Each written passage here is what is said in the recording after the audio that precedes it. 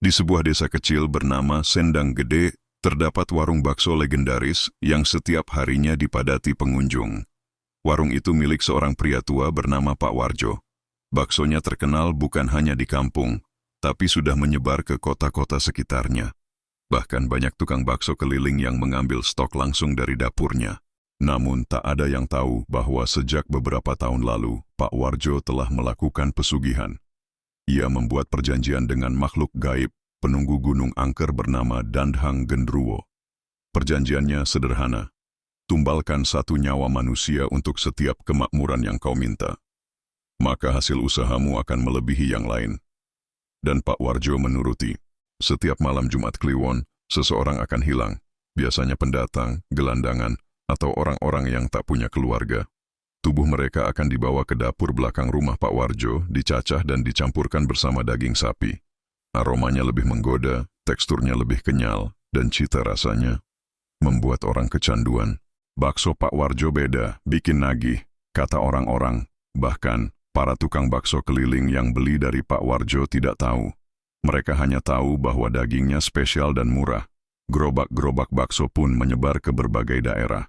Di kota, di pelosok, di pasar malam, bahkan di depan sekolah-sekolah. Satu sendok kuah panas, satu gigitan bakso, dan tanpa sadar mereka menikmati daging manusia. Seorang jurnalis muda bernama Tika mencium keanehan. Ia melakukan investigasi setelah adiknya hilang secara misterius setelah terakhir terlihat di dekat warung Pak Warjo. Ia menyamar sebagai pembeli dan mengikuti salah satu pengantar daging. Suatu malam, Tika melihat sendiri. Tubuh manusia digantung terbalik di gudang, darahnya ditampung, dagingnya dipotong rapi, tulangnya dibakar, bahkan jeroannya diolah jadi kaldu khusus. Tika pun mencoba menghubungi polisi, tapi anehnya, semua laporan selalu lenyap. Seolah ada kekuatan besar yang melindungi bisnis bakso itu. Penyebaran yang tak terkendali. Salah satu dampak pesugihan adalah penyebaran daging manusia tak bisa dikontrol. Seiring makin banyak orang membeli dan menjual daging dari Pak Warjo, makin banyak pula orang yang menghilang demi memenuhi permintaan. Di kota, muncul laporan bau busuk dari pabrik pengolahan daging. Di tempat lain, muncul tukang bakso baru dengan rasa yang terlalu enak untuk jadi biasa. Bahkan ada yang melihat daging dengan sidik jari manusia. Beberapa orang mulai mengalami mimpi buruk setelah memakan bakso tersebut.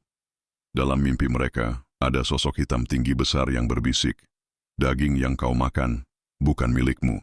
Saat Tika berhasil merekam dan membongkar semua bukti, ia malah menghilang. Videonya sempat tersebar sebentar di media sosial, tapi cepat hilang dan dianggap hoax. Pak Warjo, warungnya makin ramai. Kini sudah berubah jadi franchise. Di gerobak-gerobak bakso keliling bertuliskan bakso Warjo asli. Daging manusia masih terus beredar. Dan semua orang tetap makan dengan lahap. Namanya Karyo, seorang tukang bakso keliling yang sederhana. Ia sudah hampir setahun mengambil stok daging dari pusat penggilingan milik Pak Warjo Group, karena harganya murah dan rasanya memang lebih enak dari daging biasa. Setiap hari Karyo berkeliling kampung dengan gerobaknya, meneriakkan, "Bakso, bakso Warjo asli, daging sapinya manis. Kuahnya bikin lupa rumah." Warungnya makin laris. Ia bisa memperbaiki rumah, beli motor, bahkan istrinya yang dulu sering sakit sekarang jadi sehat. Semua terasa terlalu cepat, terlalu lancar, tapi semuanya berubah ketika suatu malam ia menemukan sesuatu yang aneh saat membersihkan stok daging di rumah. Karyo hendak memotong gumpalan daging merah yang masih setengah beku. Tapi saat mengirisnya, ia melihat ada kuku manusia menempel di salah satu potongan. Ia mengucek matanya, mengira itu cuma daun atau plastik, namun itu jelas kuku, lengkap dengan daging ujung jari. Ia langsung muntah, gemetar, pikirannya kacau. Ia mencoba membuang potongan itu ke got, tapi malam itu juga. Bau busuk mulai muncul dari dapurnya. Malam-malam berikutnya, Karyo terus diganggu. Ia bermimpi melihat orang-orang tanpa wajah berkerumun di depan gerobaknya sambil berbisik, "Kembalikan tubuh kami. Kau suapkan kami ke mulut anak-anak. Kami bukan sapi." Karyo mencoba mengabaikan, tapi rasa bersalah itu makin menghantui. Ia mendatangi pusat distribusi milik Bakso Warjo. Ia berpura-pura hendak mengambil stok malam hari. Di gudang belakang, ia melihat tong-tong besar berisi daging. Ada yang masih berdarah segar, dan di pojok ruangan, ia melihat sepasang kaki manusia tergantung, siap dipotong. Ia gemetar. Tapi sebelum bisa kabur, seseorang menepuk bahunya. Sudah lihat, ya? Itu suara Pak Warjo sendiri, tersenyum tenang dengan mata merah menyala. Pak Warjo tak marah. Ia justru menawarkan Karyo kesempatan naik level, menjadi distributor besar, bahkan pemilik warung bakso cabang. Syaratnya sederhana, tumbalkan 1 orang dalam sebulan. Kalau kau menolak, kata Pak Warjo sambil menepuk punggungnya, arwah yang kau suapi tiap hari akan datang dan menagih. Karyo lari pulang, tapi semua sudah terlambat. Gerobaknya terbalik sendiri keesokan harinya, kuah bakso mengalir seperti darah, dan pembeli-pembelinya mulai mengeluh sakit perut aneh. Setiap malam, Karyo dihantui suara-suara dari panci baksonya. Kadang terdengar jeritan, kadang bisikan, kadang ada mata yang muncul di dalam kuah, istrinya kerasukan, anaknya demam tinggi dan menyebut-nyebut nama orang-orang yang tidak mereka kenal. Karyo pun akhirnya membakar seluruh stok dagingnya. Tapi saat api membakar, tercium aroma daging manusia terbakar, bukan sapi. Dan di antara asap itu, muncul bayangan tinggi besar bertanduk, dandang gendruwo. Karyo kini gila. Ia tinggal di gubuk kecil dekat makam umum, tak lagi jualan. Tiap malam terdengar suara panci dipukul-pukul, seperti orang berjualan bakso. Tapi tak ada orang. Orang-orang kampung bilang, jika kau lewat tengah malam dan mendengar suara, "Bakso, bakso asli," jangan dijawab. Jangan dibuka pintu, karena itu bukan Karyo lagi. Itu tubuhnya, tapi jiwanya sudah jadi alat pesugihan. Bakso Warjo masih laris. Gerobak-gerobak keliling masih menyebar. Seminggu setelah kejadian itu, ada pembeli yang namanya Reno, mahasiswa tingkat akhir jurusan Ilmu Kebatinan Nusantara di salah satu universitas tua di Jawa Tengah. Sejak kecil, ia dianugerahi mata batin yang bisa melihat sesuatu di balik tirai dunia nyata, entah itu arwah, energi gelap, atau aura manusia. Reno dikenal kalem. Ia tidak sembarang bicara soal hal gaib dan hanya membuka mata batinnya saat benar-benar perlu. Suatu malam, ia pulang dari kampus dengan perut lapar. Di pinggir jalan, ada gerobak bakso keliling bertuliskan, "Bakso Warjo asli, cita rasa legendaris." Penjualnya murah senyum, mangkuk-mangkuk mengepul. Aroma kuah begitu menggoda. Tanpa curiga, Reno duduk dan memesan semangkuk. Melihat yang tak harus dilihat.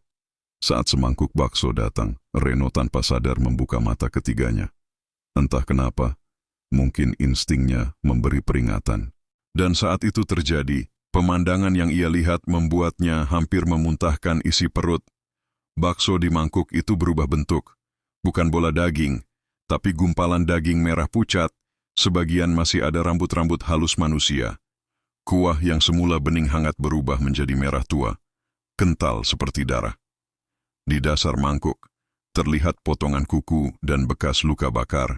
Ia melihat wajah-wajah manusia mengambang di kuah. Wajah-wajah menyeringai, menangis, menatapnya dengan mata kosong. Reno terdiam. Tangannya gemetar. Penjual bakso mendekat. Senyumnya masih ramah, tapi sorot matanya kini kosong. Suaranya berat. "Gimana, Mas? Rasanya beda kan? Ini resep spesial dari pusat." Reno buru-buru pergi. Tapi rasa penasaran menghantuinya. Ia memutuskan untuk menyelidiki. Ia membeli 1 porsi, membawa pulang untuk diteliti di rumah kosnya. Ia tuangkan bakso ke dalam baskom, menyalakan dupa, membaca mantra untuk membuka pandangan batin. Seketika itu juga, aroma anyir menusuk. Bukan aroma sapi, tapi bau daging yang ia kenal. Bau mayat manusia yang baru dibedah. Tiba-tiba salah satu bakso terbelah sendiri, dan dari dalamnya muncul gigi manusia kecil, seperti milik anak-anak. Sejak malam itu, Reno mulai dihantui. Tiap malam ia mimpi terjebak di dapur besar penuh tubuh tergantung. Ia dikejar genderuwo bertanduk. Ia melihat orang-orang makan daging manusia sambil tertawa seperti orang kesurupan. Ia tahu ini bukan bisnis biasa. Ini pesugihan berskala besar, dan kini ia punya bukti. Tapi sebelum bisa menyebarkannya, laptopnya rusak. HP-nya mati total. Rekaman yang ia ambil berubah menjadi layar hitam berbisik. "Jangan ganggu dagangan kami. Kau sudah mencicipi, Reno." Ia tahu ini bukan bisnis biasa. Ini pesugihan berskala besar dan kini ia punya bukti. Tapi sebelum bisa menyebarkannya, laptopnya rusak. HP-nya mati total. Rekaman yang ia ambil berubah menjadi layar hitam berbisik, "Jangan ganggu dagangan kami." Kau sudah mencicipi, Reno. Reno tahu satu-satunya cara menghentikan ini adalah menghancurkan pusat penggilingan daging milik Bakso Warjo. Tapi ia tak bisa sendirian. Ia mulai mengumpulkan orang-orang sakti, paranormal, bahkan dukun putih. Ia tunjukkan bukti lewat mata batinnya dan semua setuju. Ini bukan cuma bakso, ini adalah makanan kutukan yang menyebarkan arwah penasaran ke seluruh negeri. Kini Reno bersiap. Ia bukan hanya seorang mahasiswa biasa. Ia adalah orang yang bisa melihat kebenaran di balik kuah. Perang antara dunia nyata dan dunia gaib telah dimulai dari semangkuk bakso. Setelah menyadari betapa besar dan gelapnya jaringan pesugihan Bakso Warjo, Reno memutuskan untuk tidak tinggal diam. Ia tahu satu hal, ini bukan soal bakso lagi. Ini soal tumbal manusia yang dijadikan bahan dagangan. Kalau dibiarkan, seluruh negeri bisa makan bangkai tanpa sadar. Reno menghubungi orang-orang yang masih peduli pada keseimbangan gaib. Ki Marwan, seorang dukun sepuh dari Dieng, ahli pengikat arwah penasaran. Bu Rini, paranormal perempuan yang bisa bicara dengan roh korban. Ustadz Rahman, ahli ruqyah yang punya ilmu penjaga dari garis wali.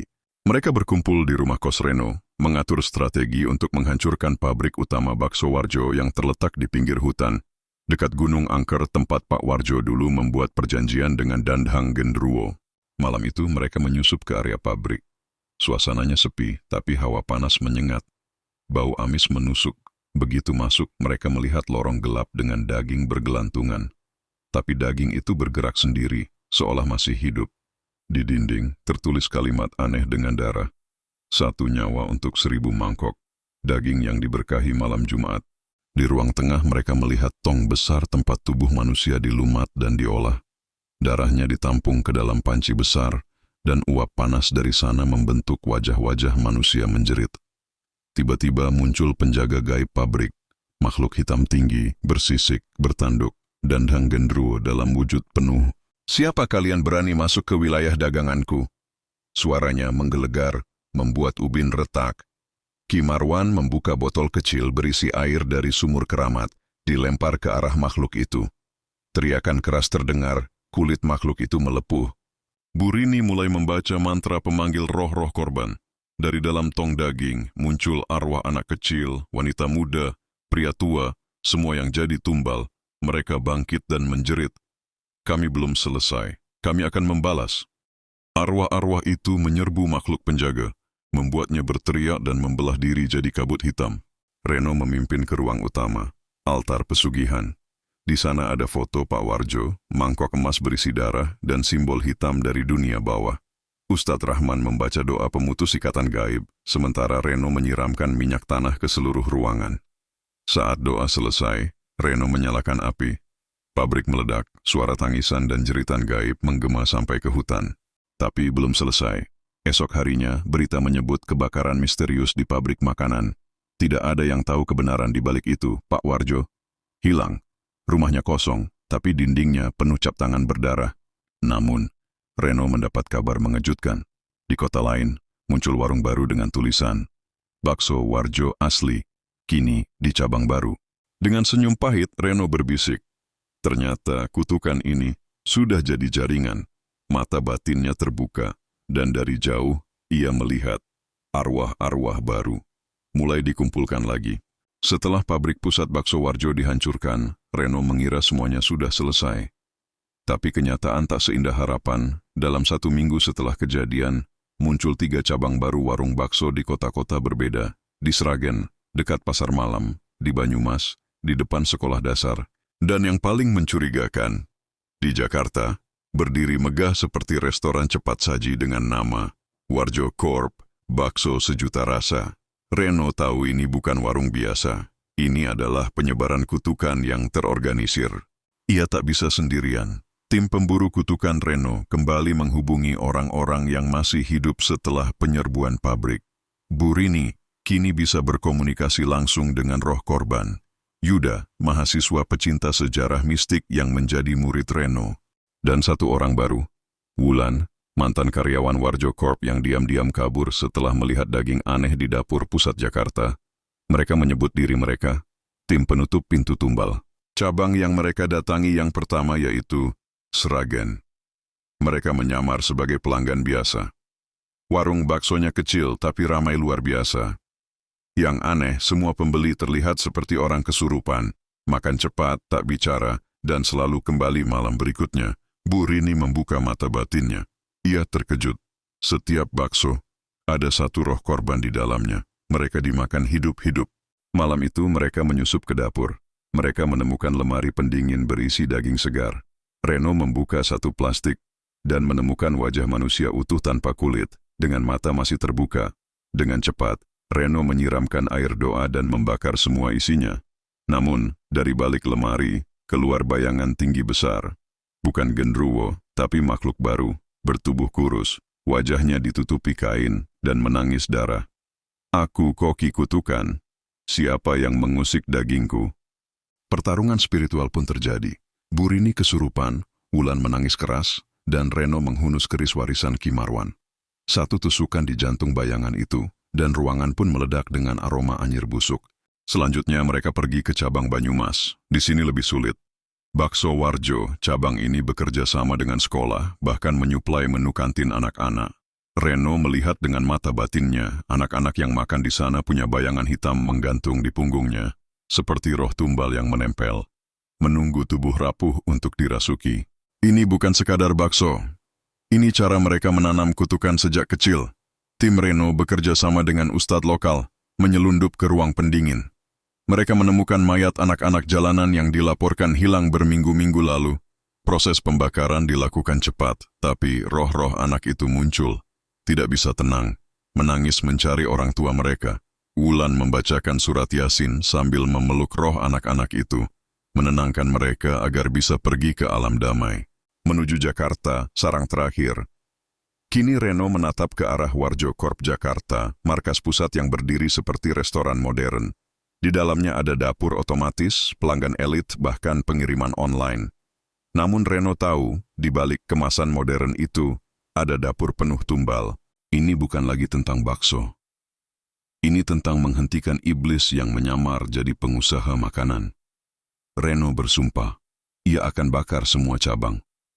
Hancurkan setiap gerobak. Tutup setiap pintu pesugihan. Sampai tak ada lagi manusia yang makan sesama manusia.